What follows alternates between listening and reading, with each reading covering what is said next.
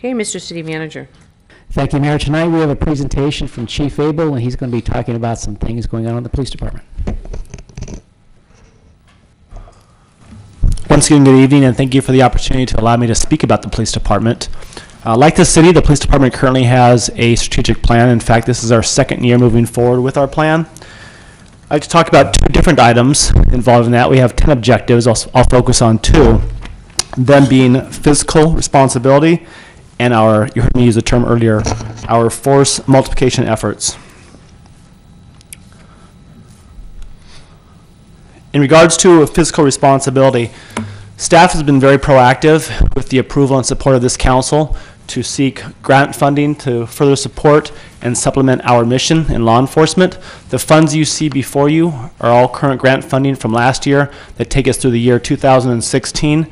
If you see the total down below, $2.2 million has been awarded to our department for various means for equipment, programs, and for staffing. This grant, these grants, I should say, coupled with our current partnerships, I talked about that earlier as well, the importance of partnerships with the Corona-Norco Unified School District has allowed us to hire 11 full-time positions and 17 part-time positions, totaling 28 positions, which is over 10% of our entire workforce is coming from other supplemental funding programs. So very proud of the work that staff's been doing to keep us along our alignment of fiscal responsibility. Next, I'll talk about force multiplication efforts. When I spoke about the air support program, I talked about the importance of joining up with other teams, other cities for their equipment. We do the same when it comes to task force. These are all mainly brand new task forces that we've gotten involved in the last 2 years.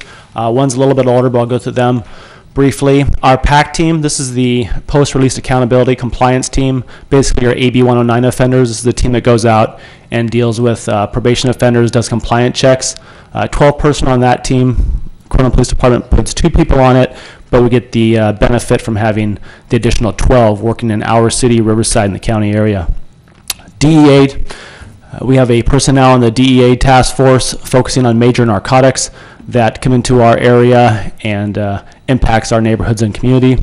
So I work with that team as well. In addition, we put 1 person on that team, and it gives us the operation to have 10 additional members working on major narcotics. Previous on the slide before, it talked about grant funding. One of those was one of the grants we use is ABC, alcohol beverage control. This allows us to focus on underage drinking operations, DUI checkpoints, stuff like that, but it provides overtime so the officers can do that. I mentioned our partnership with the district. I think everyone's aware, but it's ongoing. We just re-upped it. But great partnership with the district, 50-50 split for 3 police officers who are our school resource officers in our high schools. Brand new program, the GPO, Gang Prevention Officer, also grant funded, and a partnership with the district to ensure that it continues past its grant life into future years, that we can keep an officer in the intermediate schools. Very proud of that. Our new flex team, which this council has supported, once again grant funded, supplemental funding for the next 3 years to hire 3 police officers. We wrote this, it was a competitive grant, but we committed to hiring a military veteran as well as 2 brand new entry-level positions versus laterals to provide jobs to people who didn't have jobs. And happy to report that we've been successful in hiring the military veteran as well as 2 brand new entry-level officers that start the academy in fact next month, and this team goes in full operation next month in July, that they'll be out in the field. Our gang task force, we've been an active member of the gang task force for years. That continues. We actually added another person to it. Currently have a police sergeant and a detective on the gang task force. That is actually housed out of the city of Corona at the police department. So those 8 sworn officers go in service from our very own backyard and handle gang enforcement. Lastly, I'm going to follow up with future plans as we're moving forward with fiscal responsibility and also force multiplication. Future grant funding, ADA, Anti-Terrorism Approval Authority, partnering with the fire department. Myself and John put together a plan where we are seeking funding to train both fire personnel and police personnel working collectively, handling critical incidents such as active shooter training. Also seeking some money for the Harris radios that we've come before you once before on. This is about a $200,000 competitive grant. Should have information on that award in the next month or so.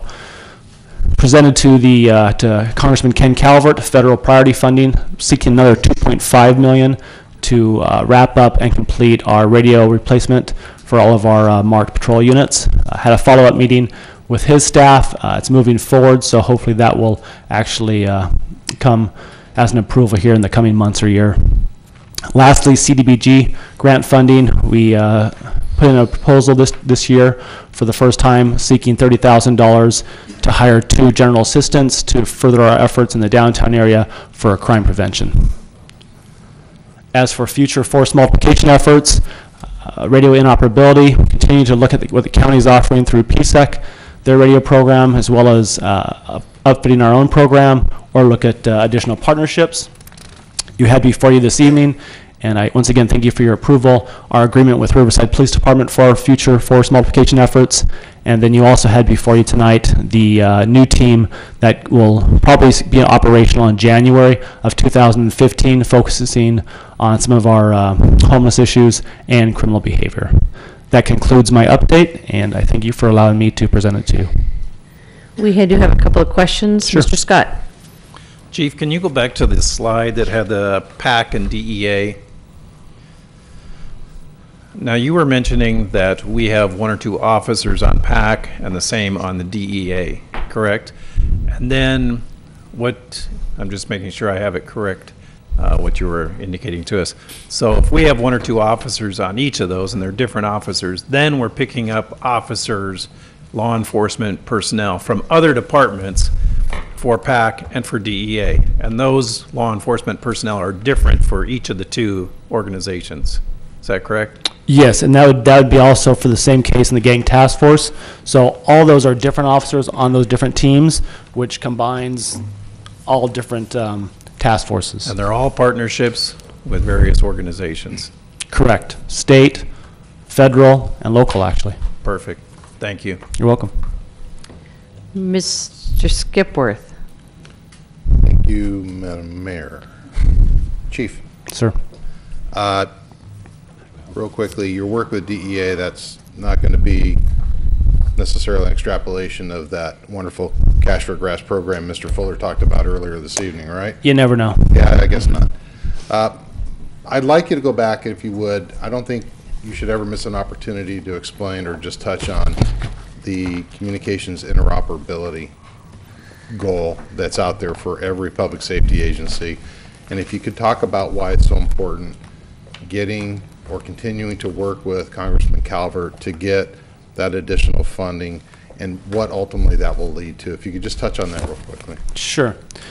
To this slide on future force multipliers, and I use that as an example when it comes to just that, agencies being able to talk together and communicate together allows for us to all be on that same mission, if you will, in a major incident. Right now, the capability isn't where it should be, and we're not involved with what the county has done. Just recently, the county has came up with PSEC, which allows for communication across the county. They're proposing their financial numbers to the various cities around them to get us all to join in on it. Still seeing how it's going to work out before we jump in, but we're not keeping just to that individual program. We're also looking at, is there another program out there that allows us the interoperability and the proper coverage for our city that we can still do it, and maybe there's a hybrid program out there that would be different, but criticality that law enforcement can talk to one another. We saw this very clearly in the Dorner incident. We had our officer-involved shooting on the freeway where the 2 LAPD officers were shot at by the suspect. We didn't have the direct means on an HT, for example, to talk right to Riverside at that time. We have since mitigated that and fixed that with the Harris radios. They're quad band, so these radios allow you to switch to any band and communicate with other agencies. That $2.5 million you asked me about, that would allow us to purchase all the radios that we still need. We've bought the handhelds, but now we need to purchase radios for all of our cars.